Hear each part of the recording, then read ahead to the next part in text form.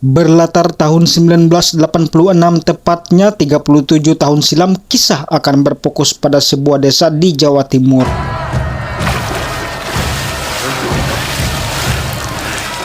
Semua warga berkumpul meriah menyaksikan sebuah pertarungan yang dimana pemenangnya akan mendapatkan seekor kambing. Melihat ada seorang gadis, Surya pun menjadi bersemangat sehingga akhirnya ia memenangkan pertarungan itu.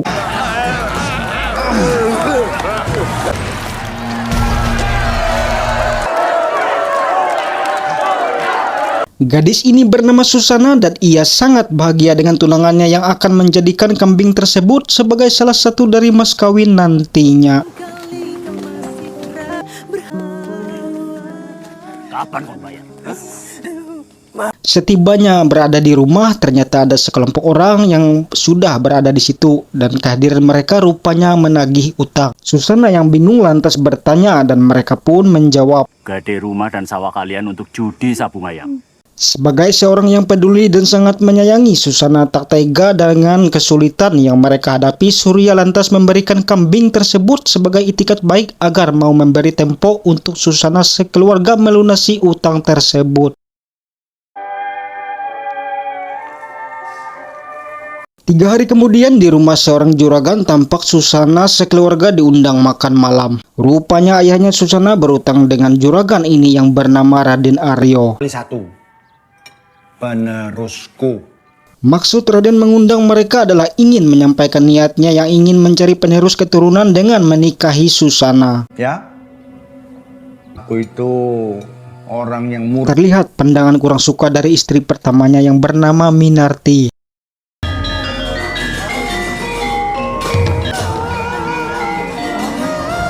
Dan singkat kisah, dengan digelar wayang kulit yang artinya Susana resmi menikah dengan Raden Aryo, yang jelas saja itu menimbulkan kecemburuan dan kebencian sebagai seorang istri pertama Minarti yang belum bisa memberikan seorang keturunan kepada suaminya. Sebagai orang yang sangat mencintai Susana, jelas saja membuat Arya terpukul sehingga dengan keadaan mabuk ia membuat onar di acara tersebut yang menyebabkan terjadinya kebakaran. Dasar tua bangkotan!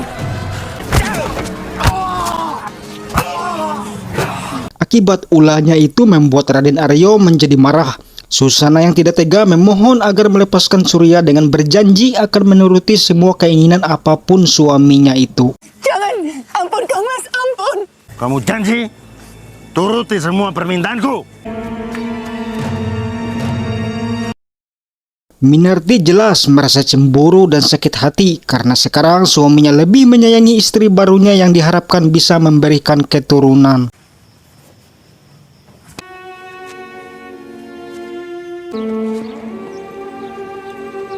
Tidak mau berlarut terlalu lama sebelum pada akhirnya ia tersingkir dari rumahnya, maka ia merencanakan sesuatu yang dimulai dengan mengambil barang milik Susana. Di saat tidur tiba-tiba keanehan terjadi, entah apakah hanya halusinasi, namun yang pastinya itu adalah salah satu perbuatan yang dilakukan oleh Minarti yang mendapatkan sisirnya tadi.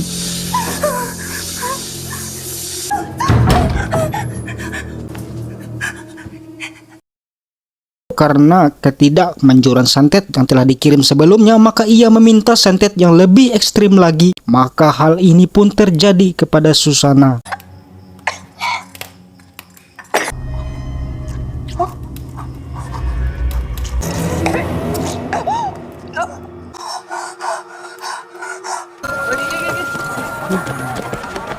Keesokan harinya saat di pasar berbelanja, ia melihat Surya yang sedang bekerja, maka ia menghampirinya.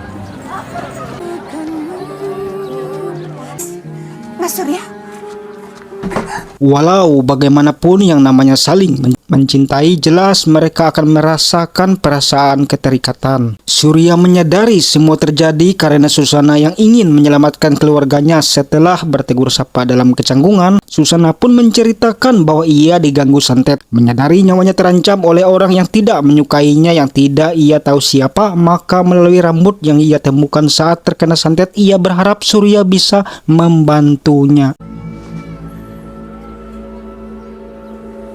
Beralih kembali ke tempat dukun cabul tadi, Minarti terlihat khawatir dan cemas karena lagi-lagi santet yang dikirim tidak juga membuat Susana mati. Ilmu Banaspati. Karena terus didesak, sehingga dukun cabul ini akhirnya menggunakan ilmu Banaspati sebagai langkah terakhir. Tentu saja dengan sebuah syarat yang berat. Sudah kepelang tanggung dan tak ingin kekhawatirannya terjadi, sehingga Minarti memenuhi syarat tersebut.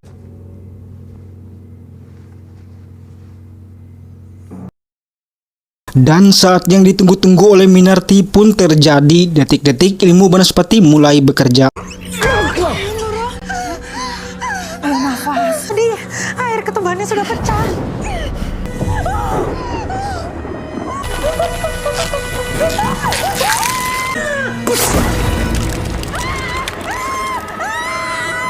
Sungguh di luar Nurul hal itu terjadi. Raden Aryo tampak terpukul dengan kejadian tersebut. Terlebih lagi anak yang selamat dilahirkan ternyata seorang perempuan, bukannya laki-laki. Belum puas dengan kematian Susana, lagi-lagi Minarti masih saja memfitnah dengan mengatakan ke Aryo bahwa kematiannya akibat ilmu hitam yang dimilikinya, yang digunakan untuk mengguna-guna. Karena bertepatan malam Jumat, sehingga Aryo mempercayainya. Akan aku pastikan tidak ada seorang pun yang bisa tahu atas kejadian ini. Keesokan harinya, Surya yang rupanya sudah memeriksa rambut yang diberikan tempo hari dan bermaksud akan memberikan semacam jimat perlindungan kepada Susana ketika menemui Ratih, pembantu di rumah itu. Namun Ada apa dengan Susana, Mbak? Dora Susana meninggal saat melahirkan, Mas. seakan tak percaya dengan hal yang terjadi. Terlebih Ratih mengatakan karena kena santet, sehingga saat malam Surya nekat mendatangi kuburan Susana. Entah apa yang ia pikirkan, namun yang pasti ia membongkar kuburan itu setelah melihat langsung dan yakin ia memang Susana.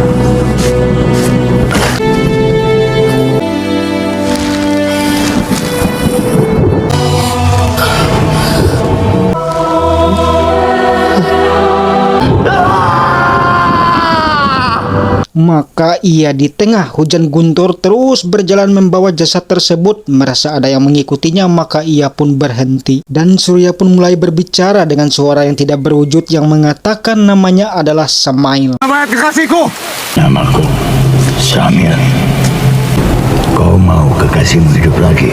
Samail juga akan menghidupkan Susana, tetapi dengan syarat ia harus memberikan bayi yang dilahirkan Susana tersebut. Menyadari itu adalah iblis dan karena cintanya kepada Susana sehingga ia menyetujui permintaan itu. Maka sukma pun ditiupkan iblis Samail dan tiba-tiba saja Aku sangat merindukanmu. seakan tak tahu dengan kejadian yang menimpanya, ia hanya menyadari bahwa ia mempunyai seorang anak, sehingga ia menjenguknya.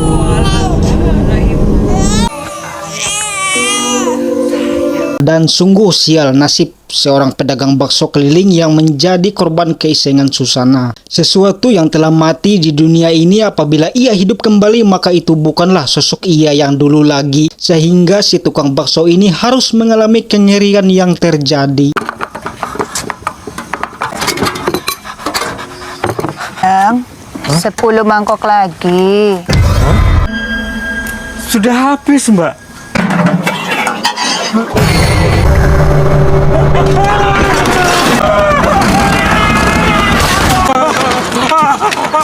Akibat kejadian itu, warga menjadi gempar dan resah. Sebagai aparat keamanan, Hansip ini pun menenangkan warga dan berjanji akan menyikap kejadian itu. Susana sendiri tidak mengerti kenapa orang-orang takut melihatnya, sehingga ia mempertanyakan semuanya kepada Surya. Hingga Surya pun menjelaskan bahwa karena rasa cinta sehingga ia melakukan perjanjian dengan iblis dan penyebab kematiannya karena disantet oleh Aryo. Setelah mengetahui kebenaran itu, Susana tidak terima anaknya bersama Aryo dan Minarti, sehingga ia berencana akan mengambil anaknya dengan berharap Aryo membantunya. Sehingga keesokan harinya Aryo menemui Surti pembantunya dan mempertemukan Surti dengan majikannya dengan maksud agar membantu mengambil anaknya, yang tentu saja namanya iblis jelas berbeda dengan sosok aslinya, selalu berniat ingin menakuti dan memakan orang-orang.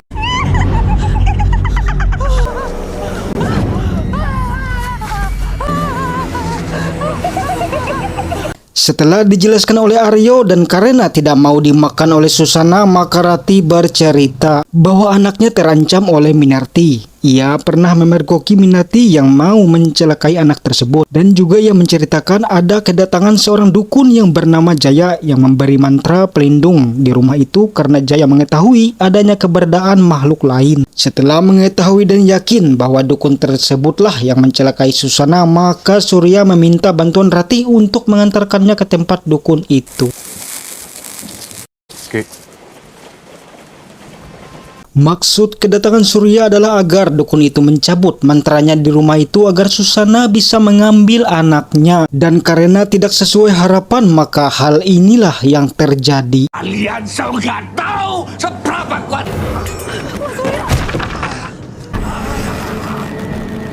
Ketika ingin menikam, tiba-tiba saja melihat ada kesempatan, Surya pun berbalik menyerang. Karena sesajennya dihancurkan yang artinya mantra sudah dilenyapkan dan juga sumber kekuatan dari dukun itu sehingga ia tidak sehebat sebelumnya, maka Susana berhasil membunuhnya.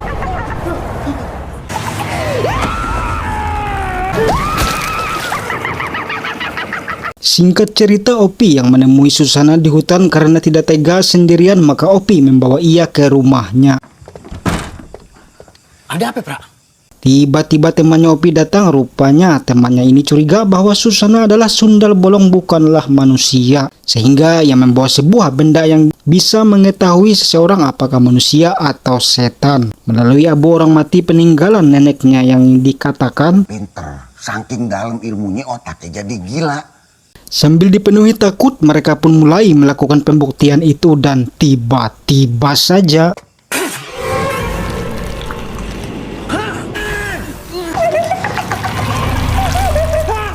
ya, bukan main kaget kedua hansip koplak itu, dan tidak berhenti di situ saja. Lagi-lagi tukang bakso bertemu kedua kalinya.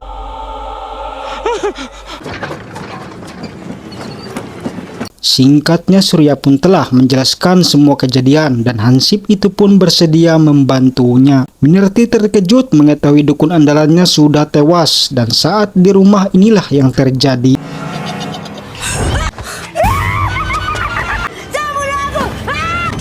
Kamu kenapa?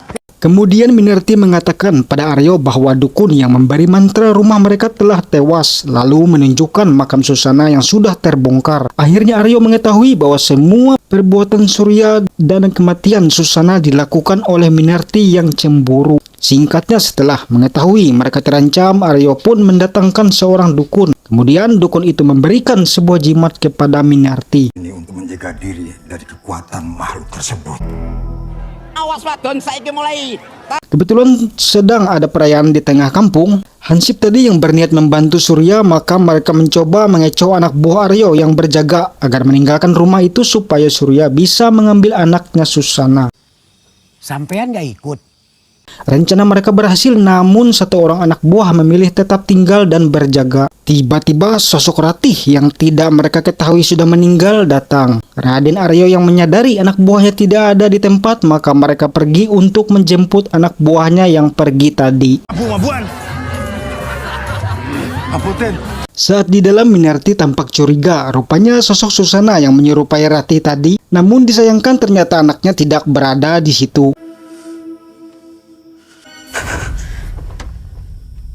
Dan tiba-tiba saja Minarti menunjukkan jimat pemberian dukun tadi dan memperlihatkan melalui cermin, hingga tiba-tiba saja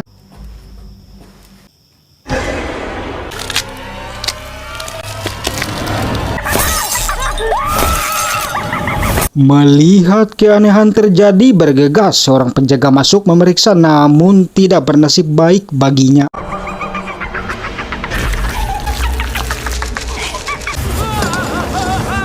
Aryo yang sudah menemukan anak buahnya begitu pulang terkejut melihat lampu mati dan begitu setibanya di dalam setelah memeriksa menemukan seseorang anak buahnya dalam tubuh yang terpotong-potong. Lalu kemudian ternyata Minarti masih hidup, sementara Aryo melalui belakang rumah berusaha mencari keberadaan anaknya Susana hingga bertemu anak buahnya Aryo. Sementara yang satunya berhasil disingkirkan Susana. Dan saat Surya akan ditikam tiba-tiba saja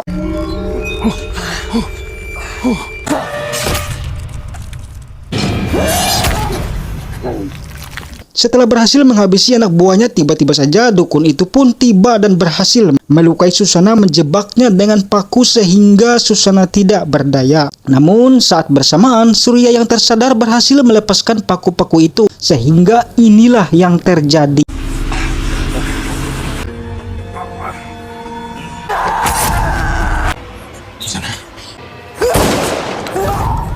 Susana bertambah marah karena anaknya dilempar namun berhasil diselamatkan. Tempat itu akhirnya terbakar dan Susana menghilang, namun tiba-tiba saja seperti ia yang melakukan perbuatan kepada Susana, maka Minarti pun dibalas dengan cara yang sama.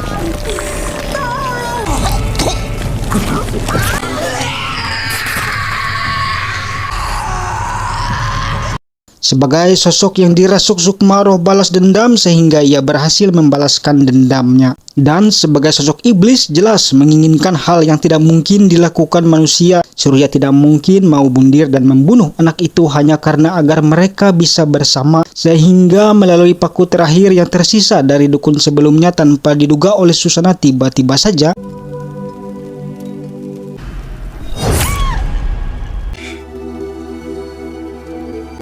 supaya bayi ini dapat hidup dan dicintai. pada akhirnya yang telah mati biarkanlah tetap begitu. Hanya yang terbaik adalah berusaha merelakan menerima yang terjadi, bukan tanpa alasan karena tidak ingin anak itu diambil oleh iblis yang melakukan perjanjian dengannya, sehingga Surya mematikan tubuh Susana dan menghilangkan sukma yang merasukinya, sehingga anak itu bisa hidup kembali. Dan kisah pun berakhir.